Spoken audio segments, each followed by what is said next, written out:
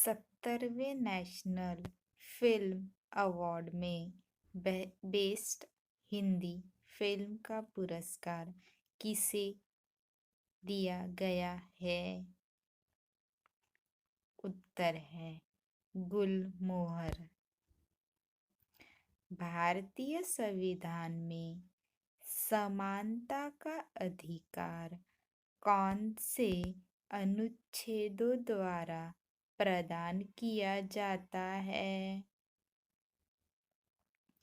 उत्तर है अनुच्छेद 14 से 18। सिंधु घाटी का रोपण स्थल किस राज्य में स्थित है?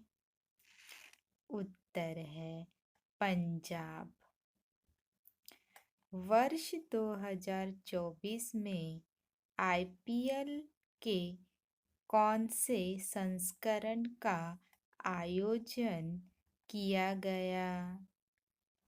उत्तर है 17वां। राज्य पुनर्गठन अधिनियम का पारित किस वर्ष किया गया था? उत्तर है 1956।